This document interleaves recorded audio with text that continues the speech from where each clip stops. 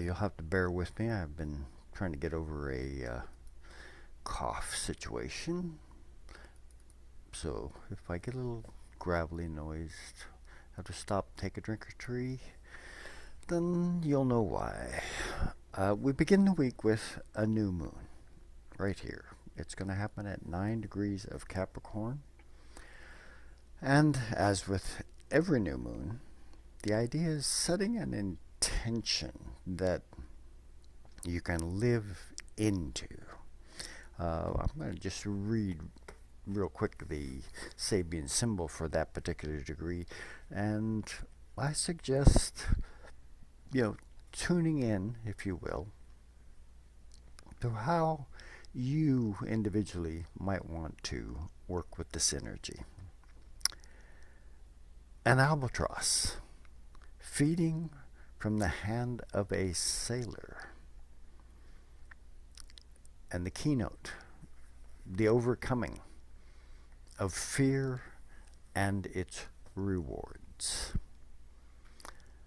The man who radiates perfect harmlessness can call the wildest creatures to him and can establish with them a partnership based on mutual respect and understanding. Every living entity plays a role in the world's ritual of existence. Beyond these specific roles, which too often separate one entity from another, the communion of love and compassion can bring together the most disparate lives. Here we are presented with a picture extending the ideal of peace and happiness through culture, so it now includes all living organisms on this planet. The power of such a culture of harmlessness and compassion generates trust everywhere. I was watching a quick little video that was on Facebook the other day, and it showed a mama polar bear holding its young cubling caught in a basket of plastic mesh and holding it in its arms. And then the scene flashed to, an indigenous woman stepping forward on this ice floe to extricate this young cub from the tangled mess. And, the poor cub had been in it long enough to have created lesions in its fur, and you could see where it had bled through in a few places.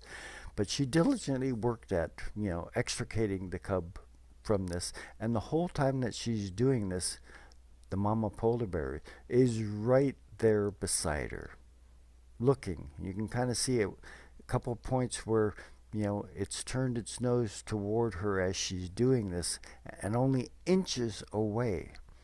But this indigenous woman knew what she was doing and managed to make the bear. And then the last scenes were the young cub all cleaned up and happy to be back with its mom on the ice pad.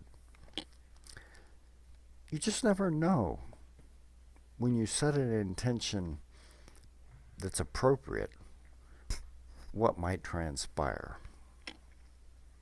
So as you're setting your intentions for this new moon here at 9 degrees of Capricorn,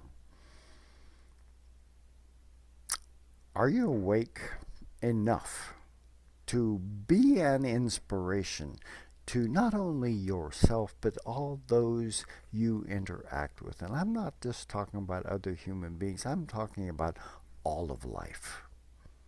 This is what we're being asked here in this Capricorn new moon to consider. Am I trustworthy? Am I safe? Will other beings feel a kinship with what it is that I represent, that they will not be afraid of what it is that can transpire between us.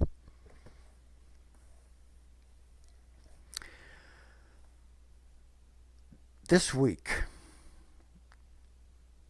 the end of the Gregorian calendar year and the beginning of the next, from 2024 to 2025, there's a main aspect in play, and it's this Mars-Pluto opposition that is basically forming for the second time, because Mars is retrograde at this particular moment. But also, Mars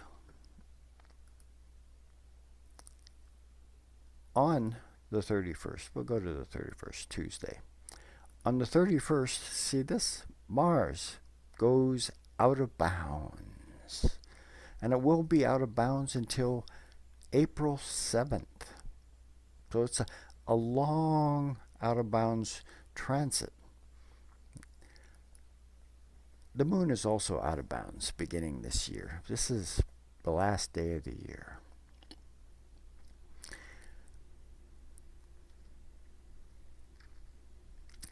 In the signature of Mars in this opposition to Pluto, which comes into exactness on the 1st. Oppositions can be challenging, to say the least. And these are Mars and Pluto, the two rulers, so to speak, of Scorpio. There is likely some version of the death signature that's in play here. Mars, that personal desire to do something, to accomplish something, to, engage in something that your desires are driven to accomplish.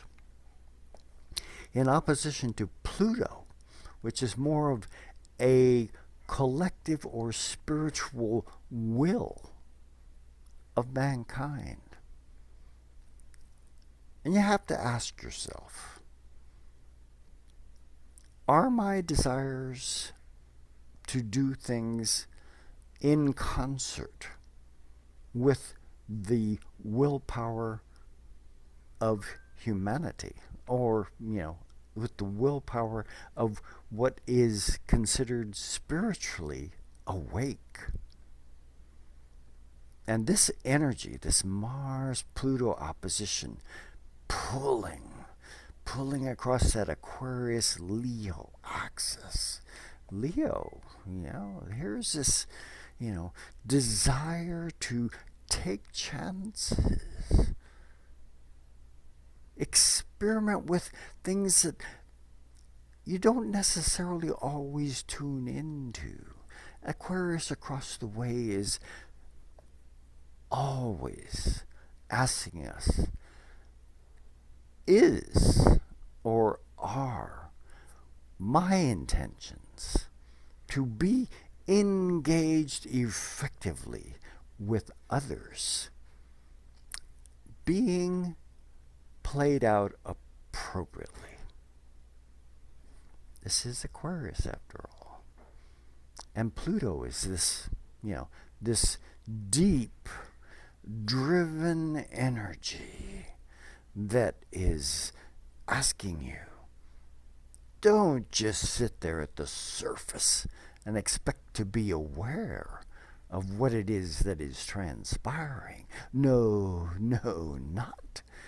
Deep, often buried beneath the surface is a percolating, vibrant, and alive energy that, waits for each of us to awaken to it and allow, if you will, this deep buried energy to surface in our worlds and ask us, Are you paying attention to what it is that's really significant in life? Now, there's that spiritual side that's always in play. And depending on our attunement with that, this Mars Pluto opposition, it's going to happen a third time, but not until around April 27th.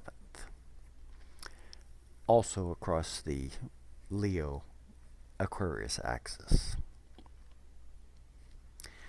The potential, if you will, for, and this depends on your own capacities of awareness,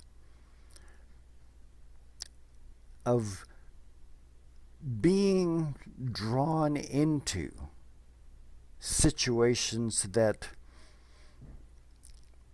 perhaps could be seen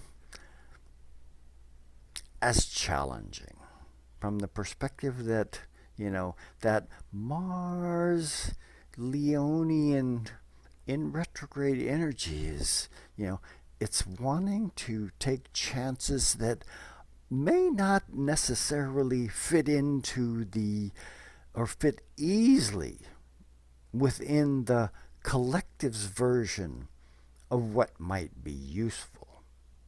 Now, what could I mean by that? War, there's a good Martian term. Pluto, death, Well, war and death, they kind of go hand in hand, wouldn't you say?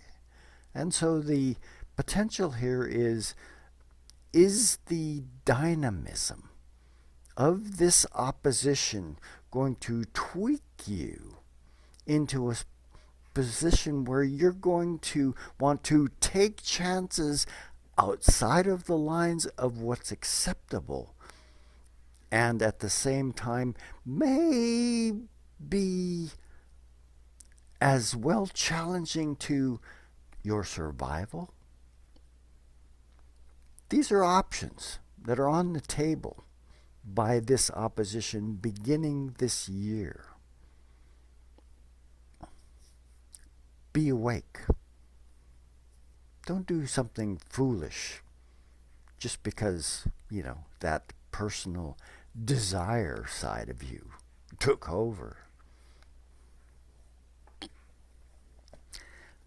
I'm going to stay tuned into the moon as we do our dance through this week. Okay. The first comes. Yeah, moon is still out of bounds. I think it goes back inbound somewhere between the first and the second. So here it is, January 1st. Who's moon holding hands with? Oh yeah, Pluto up there doing the exact opposition with Mars. Pluto, the moon can be seen as, the collective. That ever-changing perspective of what the collective can really mean if we're paying attention to it. It's holding hands with Pluto, so perhaps it could, if we're willing, give us some insight into options as to what might be beneficial to the culture and to the spiritual side of what the collective could live best with.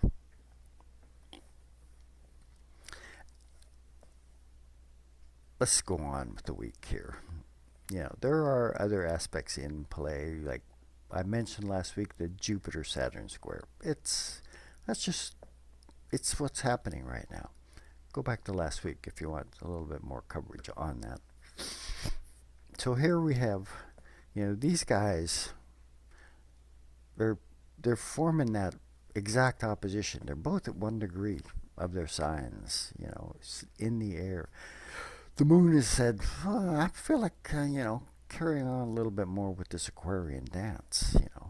Can I sense the possibility of what the group energy is right now? Asking me to pay attention to it. Friday comes along. The moon shifts into Pisces. Venus shifts into Pisces. They're holding hands as they shift, actually, into this Piscean dance.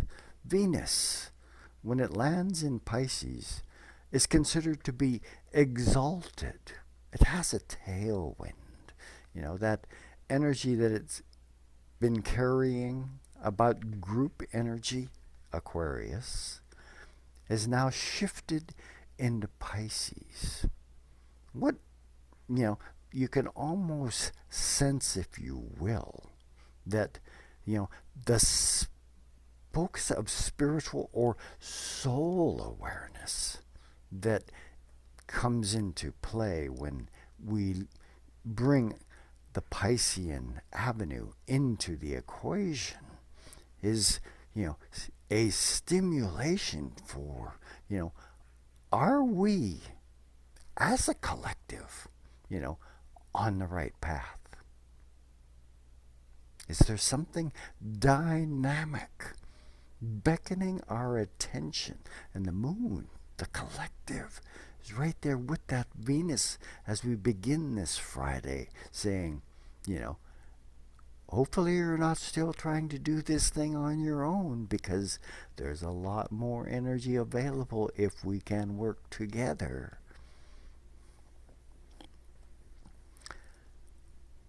As we go on into Friday,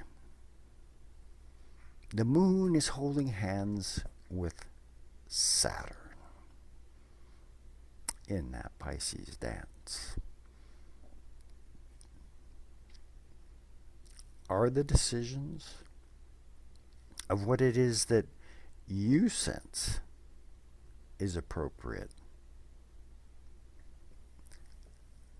actually practical? That's Saturn's job, is to make sure that there's integrity on one side of the equation and practicality on the other side of the equation, in, some level of balance here as we consider this moon Saturn, holding hands dance together. Wake up.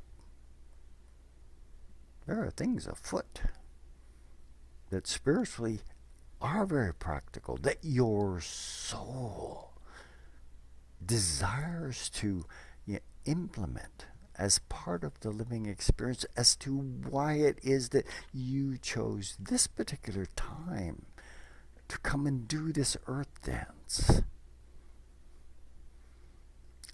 And as we bring the week to a close, the moon is holding hands with Neptune near the end of Pisces. You have to ask yourself,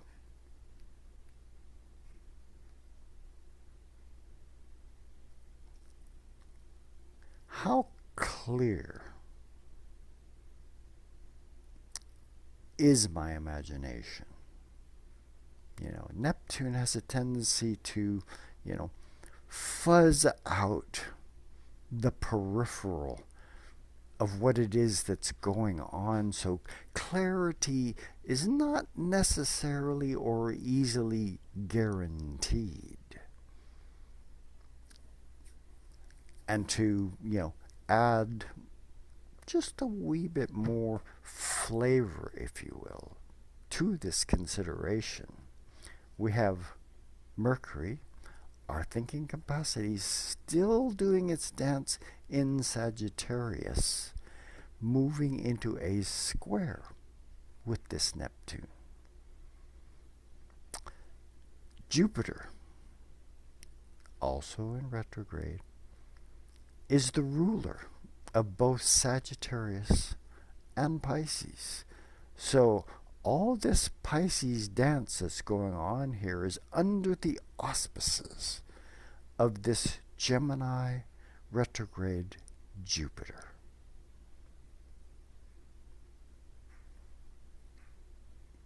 Gemini naturally spends the coinage of curiosity all the time. Jupiter's version. Is it ever going to be, small, inconsequential? I have my doubts about that. There's a push kind of energy that Jupiter always represents. Yeah, it's retrograde. So it's considering things that it may have overlooked on its earlier journey forward through the sign of Gemini. And it's asking our Pisces side and our Sagittarian side, don't think small. How deep into the spiritual potential of what Pisces represents are you willing to go? That is the question. I had this weird dream the other night. It was like,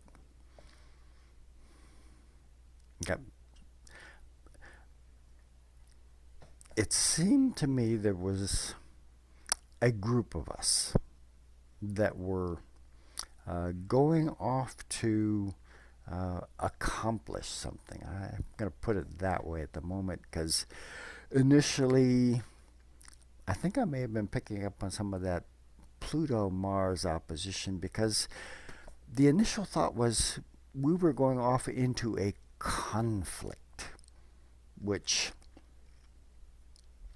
we were preparing for, and what we were being provided with were these satchels, bags, containers of Lincoln log pieces. The very smallest Lincoln log piece, which is a 1-inch adapted piece with notches in it to, culminate a wall or something. I went, this is peculiar. But we were going to be using these to throw out in front of us as part of this challenging experience we were going into. And as I'm considering this, all of a sudden, these little Lincoln log blocks changed. They were no longer Lincoln logs. They were pollens, pieces of pollen, round balls with blue balls with spiky points coming out all over them. And we were going forth and jettisoning these balls of pollen forth as some form of the potential for others to perceive, if they're willing, the opportunity to become a part of a change-making experience that was going to alter everything. And the things that were coming to my mind were, could it be possible that we might no longer require war on the planet?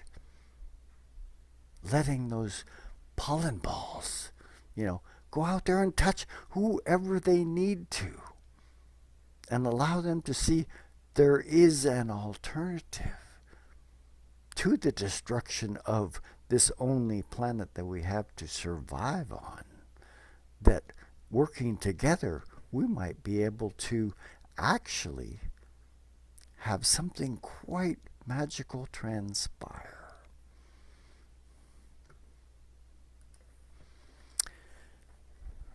And as John Lennon would say, imagine all the people living for today. You may think that I'm a dreamer, and I am a dreamer, but I am not the only one. Welcome to 2025. And a continuing happy birthday to all you Capricorns out there. That's all I got for today. We'll see what develops as we do the dance on through 2025. Thanks. See you all next week.